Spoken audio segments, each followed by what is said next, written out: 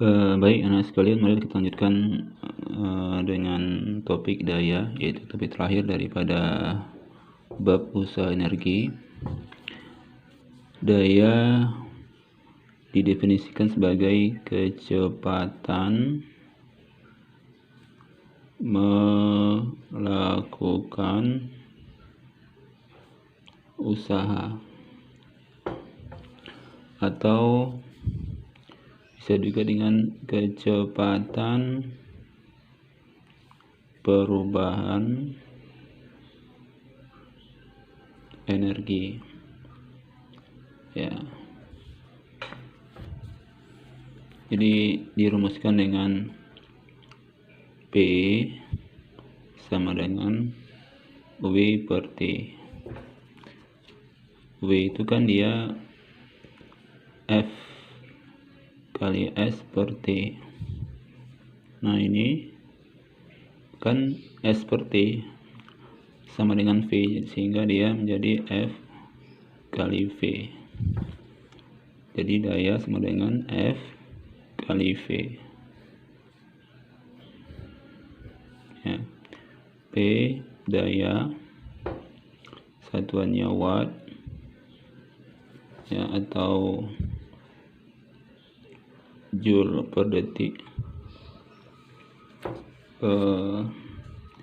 F gaya, ini Newton, dan V kecepatan meter per detik, ya. Karena usaha W sama dengan perubahan energi potensial sama dengan perubahan energi kinetik, EK, maka ini bisa juga kita masukkan ke persamaan tadi, sehingga daya sama dengan perubahan energi potensial per T, ya, sama dengan mGh per T. Nah, rumus inilah yang digunakan untuk pembangkit. Ini biasa digunakan, ya,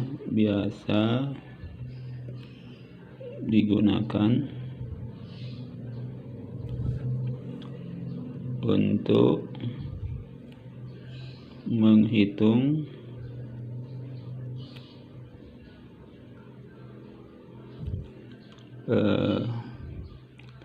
daya keluaran generator, ya,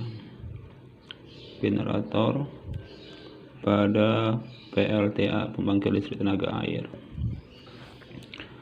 Jadi ceritanya seperti ini. P, ya, sama dengan mGh per T. Nah, itu dia, M itu karena dia air yang jatuh, ya. Ini seperti ini, ya. Ini ada air terjun. Nah, di sini pada ketinggian H, sini ada turbin, ya. Turbin baling-baling atau generator yang diputar. Dia menghasilkan daya. Maka massa itu kan sama dengan rho kali V, massa jenis, karena kan rho massa per volume, maka massa rho kali V. Kita masukkan kemari, rho kali V kali G kali H per T. Nah, kita buat kembali. Ada namanya istilah debit. Debit itu Q, ya. Itu banyaknya volume air yang mengalir setiap detik. Nah, volume air yang mengalir per detik ini yang digunakan oleh PDAM, ya, perusahaan air dan negara, untuk menghitung debit air yang masuk ke rumah kita. Maka ini adalah debit, sehingga rho Q G H ini daya. lalu ditambah dengan efisiensi. Ini efisiensi Q, G, H. Inilah rumus untuk mencari daya pada PLTA. Ya, ini efisiensi, karena generator nggak mungkin 100% kan, ada efisiensinya, nggak ada satuan efisiensi. Q ini debit, ya, ini meter kubik per detik. G gravitasi, dan H ketinggian.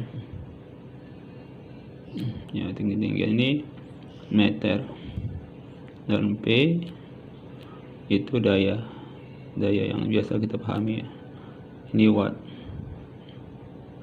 Nah, inilah pengembangan dari hubungan daya ke energi potensial, ya, perubahan ya energi potensial per waktu per 2P. Ya, ini misalnya mau lomba gitu, lomba mobil. Nah, berapa waktu yang dibutuhkan agar kecepatannya dalam waktu sekian detik bisa mencapai dengan 100 km per jam, dan berapa dayanya gitu. Inilah hubungannya untuk mencari waktu dengan kecepatan dengan daya yang sekian, berapa waktu yang dibutuhkan untuk mencapai kecepatan tertentu. Baik, itu saja hubungannya ya. Sekarang kita kerjakan satu contoh soal.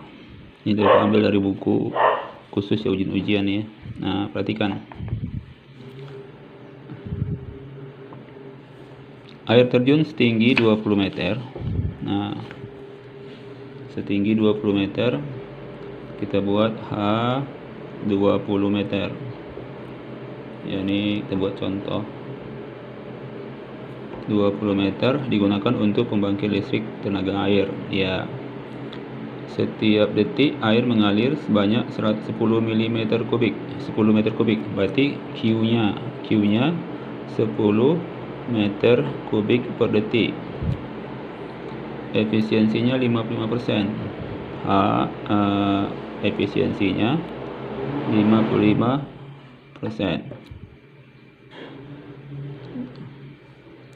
Dan gravitasi sama dengan 10 meter per detik kuadrat. Ditanya berapa daya rata-rata, berapa P, ya. Nah, kita bisa gunakan rumus tadi ya. P sama dengan efisiensi U G H, maka sama dengan 55/100 ya, kali Q nya 10 kali G nya 10 kali tingginya 20.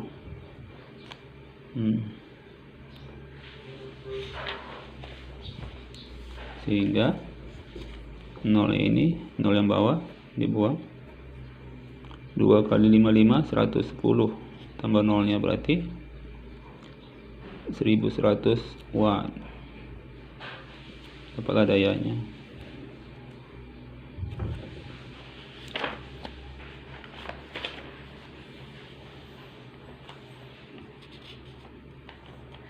Ya, sangat gampang ya dengan menggunakan rumus ini.